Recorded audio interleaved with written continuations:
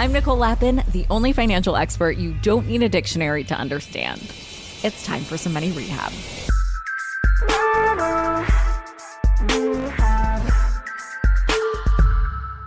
The conversation you're about to hear checks all of the boxes. Want the secret sauce to being a bigger player at your company? Check. Are you thinking about starting your own thing and want a formula to determine whether or not you can leave your job behind? Check.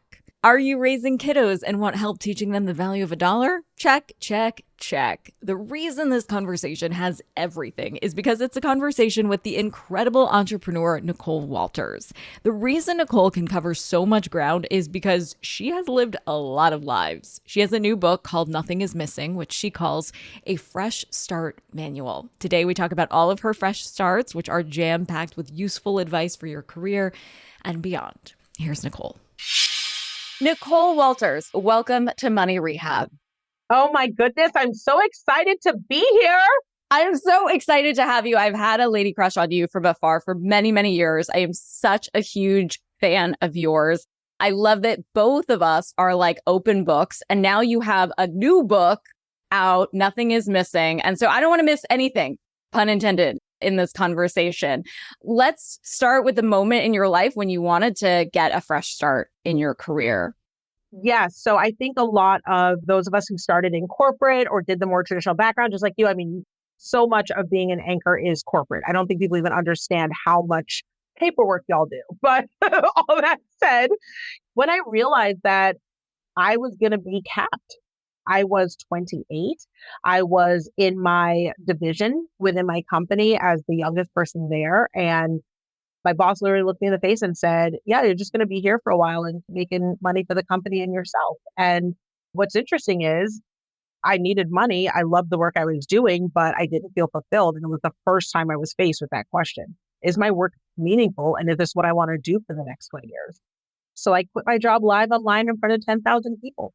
So what I saw, you streamed the call where you quit the corporate job and you were making six figures at the time.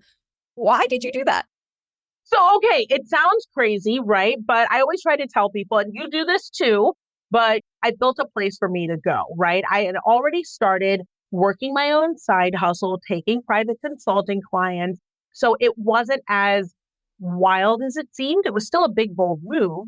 But I was prepared to be my own boss. I was prepared to pay myself my own salary. I'd made sure that I understood my budget. I knew my profit and loss and my margins and my overhead. So I was really comfortable in knowing that this was just as good as taking an offer to work for another company. Just the company was mine.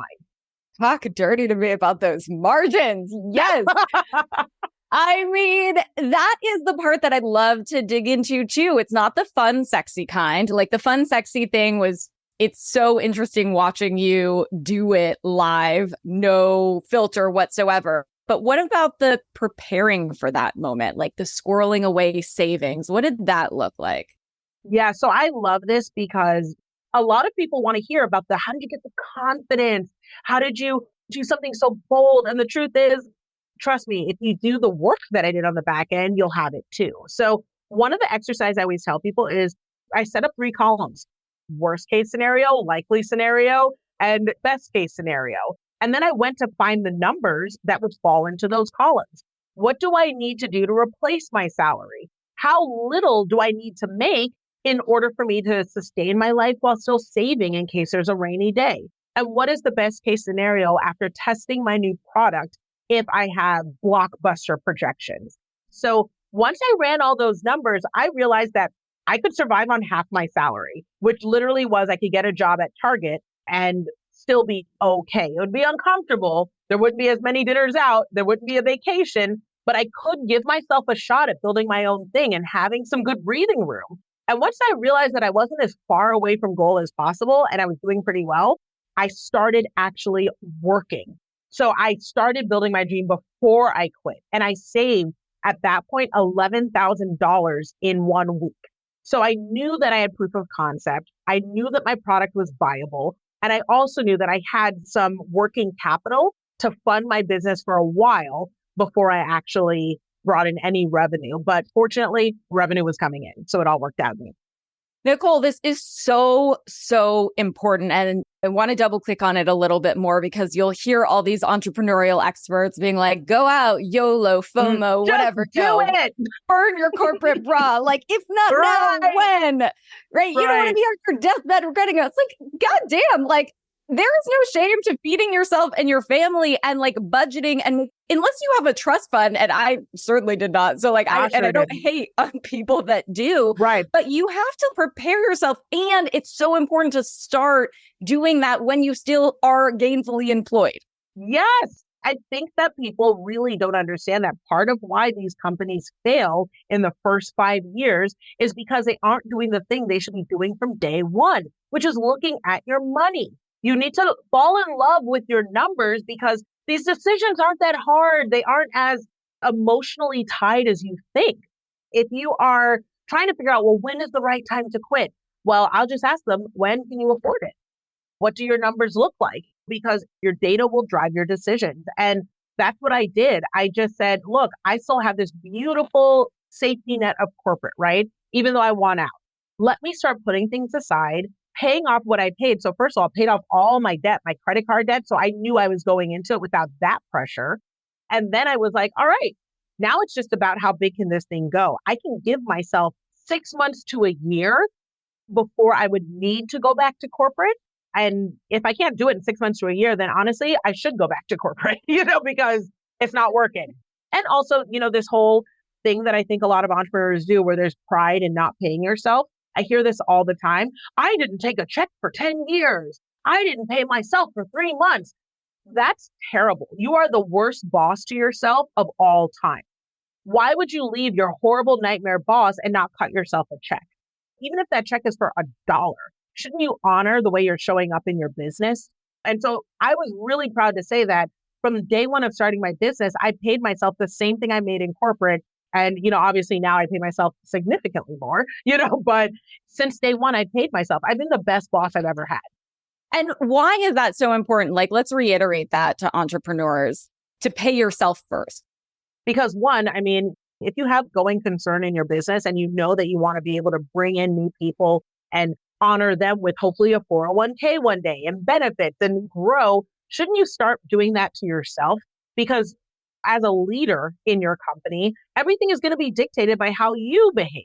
So if you can't give yourself a break, your team is going to feel like they can't either. If you can't pay yourself a proper salary, your team isn't going to think that either. So the habits that you start your business with are the habits that will sustain your business. So for me, you better believe that I went hard, but I also honored myself by paying myself a good salary and treating myself well, like vacations, homes, nice things, because I deserved it. I did the work. Yeah, you did. And what was your rubric around that vacations? Did you give yourself PTO? How many days was it? Did you create a structure?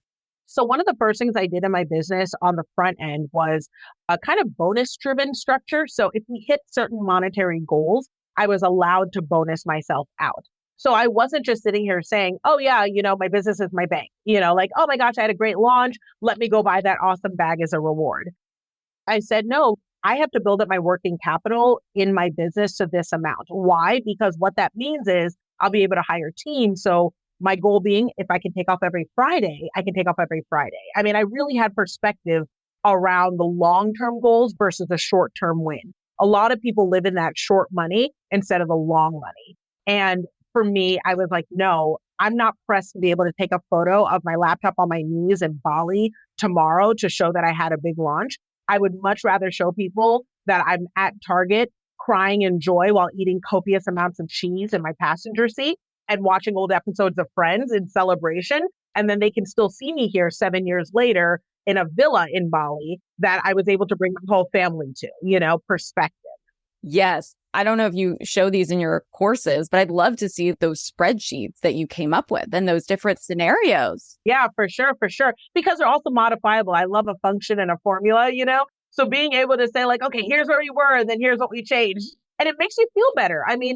People freak out about entrepreneurship, and there's tons to freak out about. Making sure your consumer loves you, making sure that you're seeing your kids enough, making sure, there's tons of stuff. But realistically, the money part and those numbers, that's been done. We have the data for that. Don't let that be the thing that makes you scared in the process. You need to look at your money and face your money so that that way you can control your money the best you can. And that has helped me so much. And there's kind of this shame of like, oh, well, I'm doing it for my passion. It's like, that is a very luxurious thing to do something for. Oh, it like, sure is. let's talk about the savings that you have or the money or the not fun Gary Vee type rhetoric. You're right, right. I almost feel like people are like, oh, well, I'm not doing it for the money. It's like, well, then how the hell are you paying your rent or your bills? Yes, yes. And let's just be all the way legit. I have a policy that I've used for the past 10 years, which is I don't do free. I am allergic to free, influenza, by Felicia, free gives me itches. Like I'm not here for it, And it's crazy because people are like, so you're saying you don't do charity and you don't do this? No, I charge so I can do philanthropy. It's churches, charity, and my children. And even the church pays the plumber. So why shouldn't I charge? Understand that money is just a tool that gives me options. So if I'm the type of person who doesn't want to charge, money is so good with me that I should have a lot of it so I can do good things. People who are terrible people have tons of money and have zero problem doing bad things with it. So why shouldn't we get it if we know we're going to make big changes in the world? And what I love to see you promote is how to sell, because I think whether you're in a corporate job, whether you work for yourself, whether you have a big team, everything goes back to sales and customers. You don't have any kind of business, whether you're entrepreneur or entrepreneur, if you cannot sell that sizzle. So I would love just personally to see some magic in action. If you could, Sure. Could you pitch me your 1K one day course and then break down like why you pitch it that way? Absolutely. In a heartbeat. So I got to tell you, Nicole, I am so impressed with everything that you've built. You have built an incredible business, but what I often find is when people start building their business, they skip steps. And if you're in a position right now where you're saying to yourself, I know that there's a next level, but I'm not 100% clear around what those steps are, how to get there, and if I have all the tools I need or where to get them, I know that 1K one day can stand in that gap to give you what you need, give you the confidence to get it, and make sure that you understand how you got it so that way you can continue to soar. 1K one day is the comprehensive course solution that teaches you your financial foundations, the importance of product development, and how to execute it so you have sustainable results, not a one-hit wonder. And we do it at a reasonable price with the support that you require. Sign me up. Buy it now. So why did you frame it that way? What are those elements that people could take away to pitch their own anything, class, product?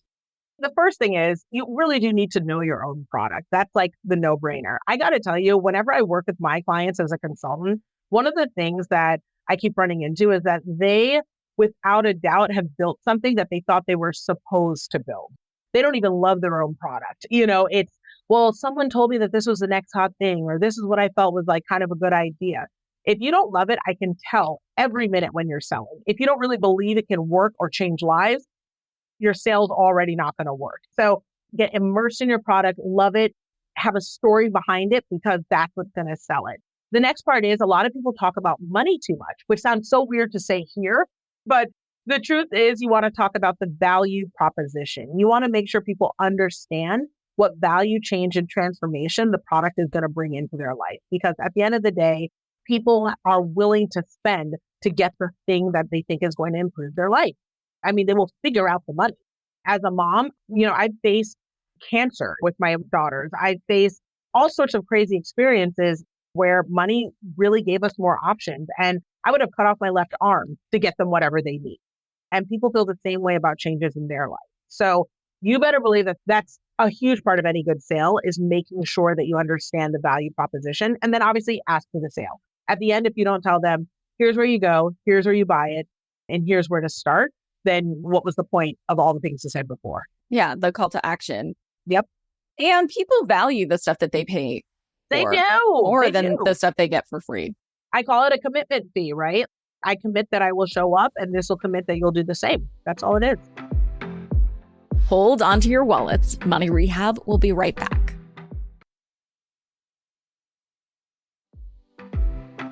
And now for some more Money Rehab. All right, let's talk about the story behind Nicole Walters, because damn, we have a lot to get to. Let's start with your love life. Tell me about your divorce. What did you see in that marriage that made you recognize you needed to do something different?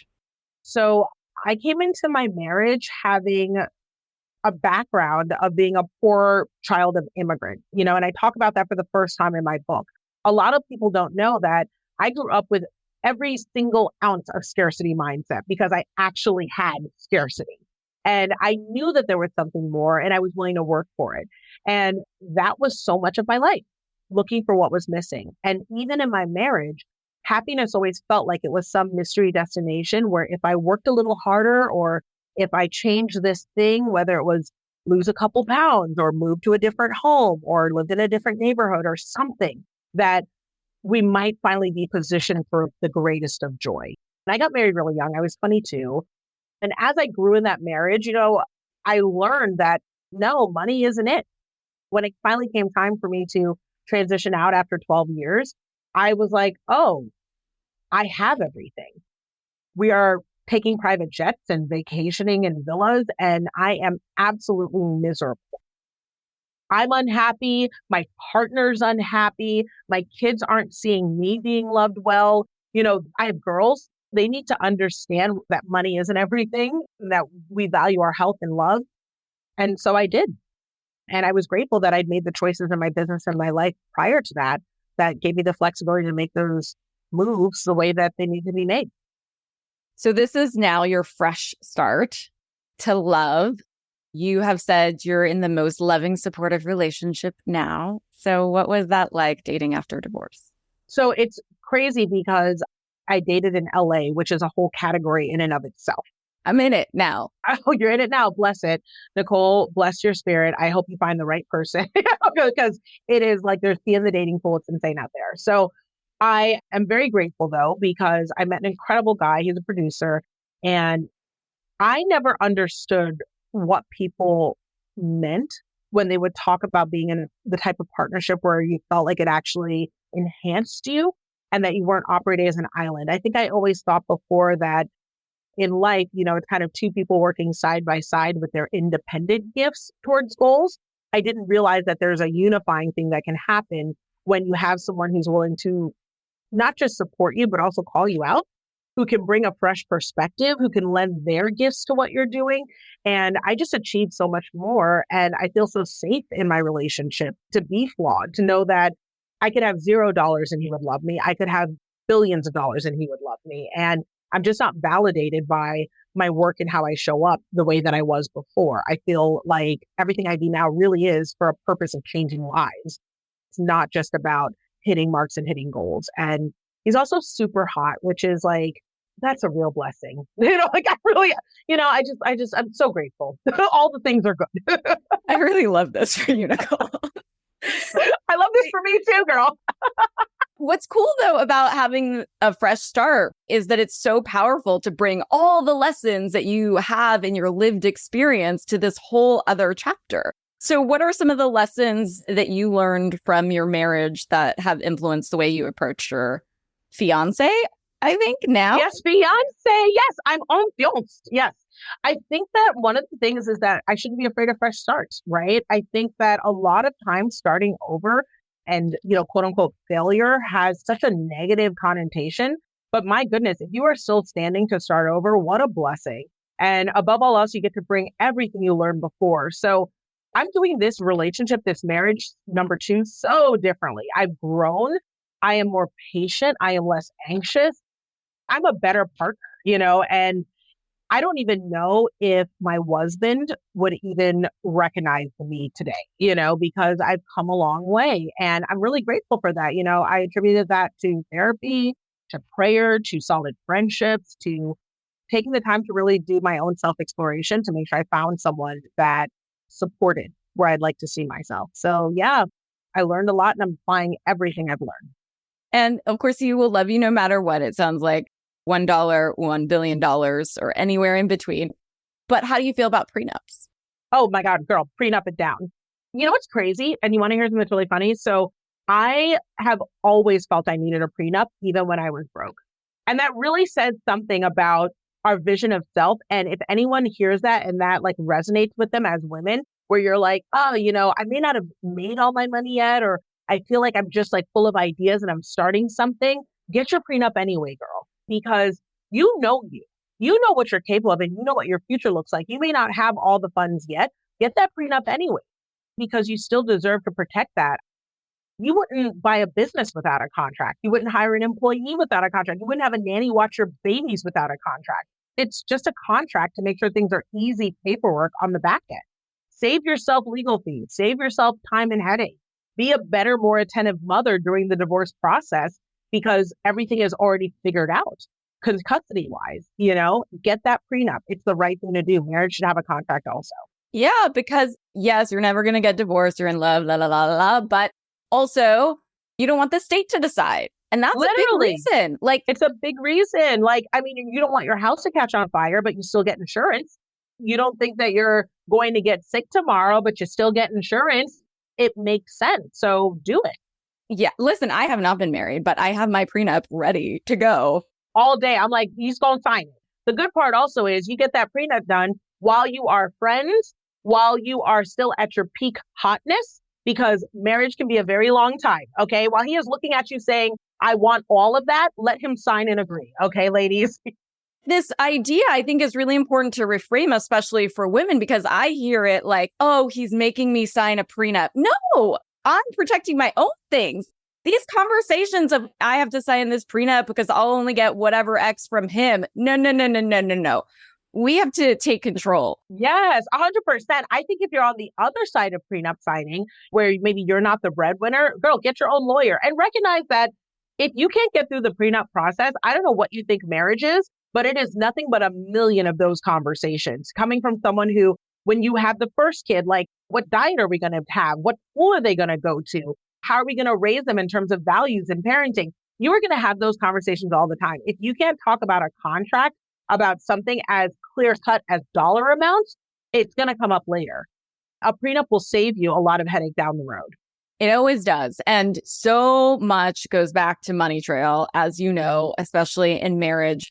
What advice would you give somebody who is currently in an unhappy marriage? I mean, I think what's so cool about what you and I do is that hopefully we empower women who are scared to leave abusive relationships because they're scared they can't take care of themselves or make their own money.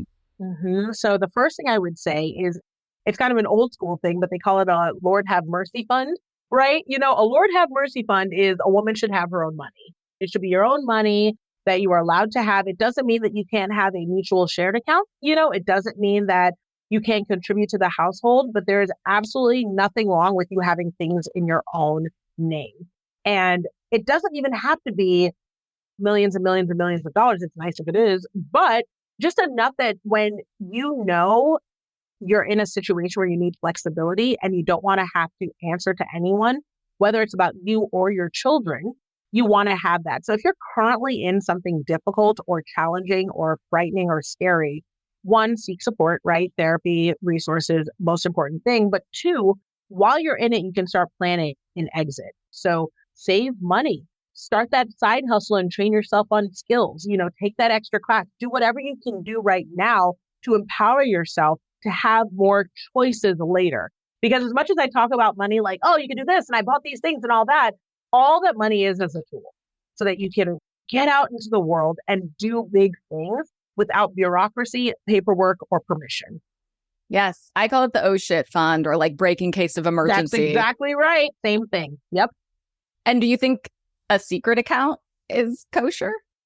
Like if you have to have a secret account, you have problemos anyway. But yeah, absolutely right. Exactly. And either way, in a divorce, it isn't secret. Forensic accountants, right? Everything comes out. But I will tell you that whether or not they know about it, it's in your name. They can't do anything to you. It's your money. You use like a nationwide bank, one that has full nation distribution, like a large big bank, then just go somewhere else and access your money there, So you don't have to tell them about it. They don't need to control what's in it. You are allowed to have your own money. You are allowed to. When you give this advice, like I feel like the pain behind it, like you're giving it from life experience. It cuts deep. I mean, thank you so much for writing this memoir. It's truly incredible. Your life experience and your stories. I think we could have a whole series. In fact, I'm going to try to recruit you for our network because you should have a full series on this. Like, I can't even get into all of the amazing stories on this one episode, but I'd love to talk about you adopting your 3 girls after meeting their mom, who you saw panhandling on the street. I suppose becoming a mom to 3 daughters overnight wasn't on your bingo card for the year. Yeah, it wasn't on my bingo card. This happened 10 years ago. And I was just driving down a street and, that thing hit me where I was like, this seems really off, but I'm going to pull over and see what I can do. And they were 3, 11, and 14 at the time. And I just, got into their life and helped out where I could. I didn't have a dollar to my name at the time.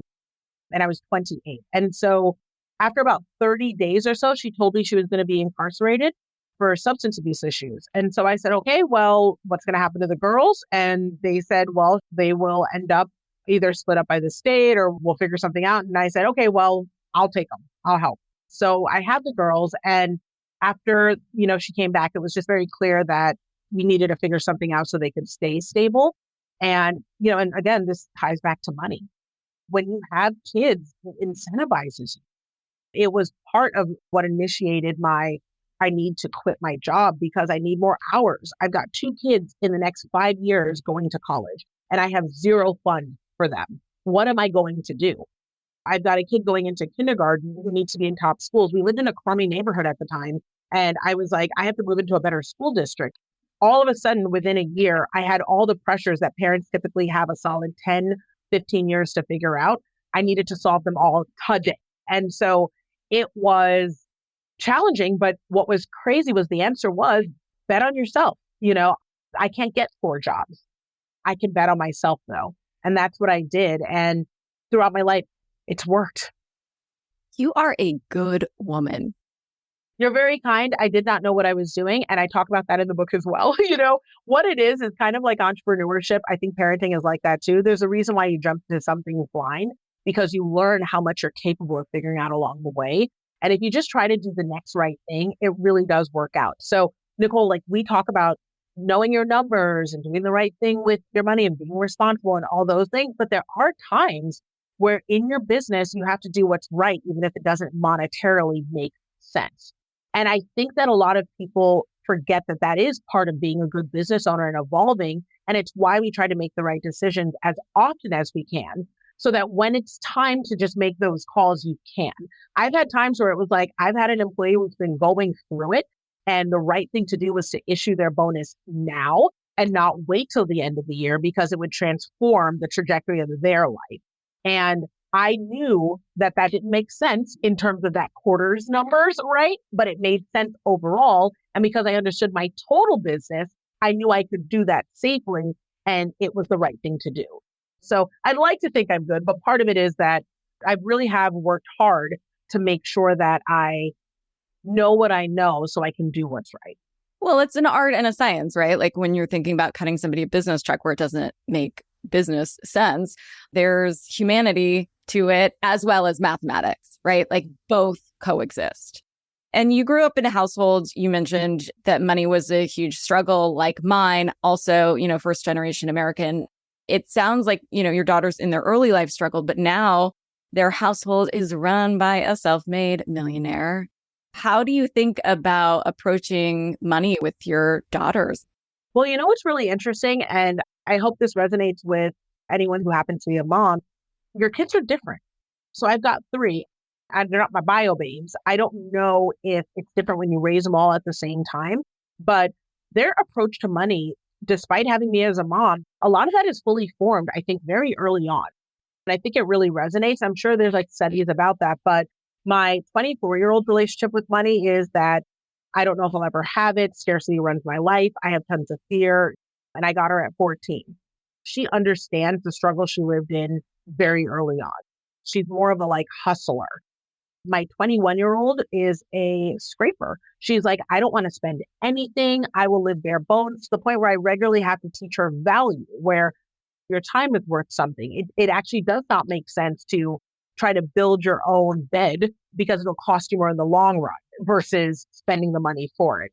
And then my little one, her relationship with money is actually the most healthy. She's 11, where I really have to balance some of her charitable nature of it because she's like, oh yeah, money's comes and goes. There's plenty in the world. I can always work to make more. And if I do right and serve people, I'll make it. Like, that's where she is. And I'm like, girl, hold on though, but you need to save because this is also mom's money, not your money. So let's get it together. You know what I mean? Like that. There's like that. So it's interesting to watch them sort of apply what they know and evolve with what they've learned.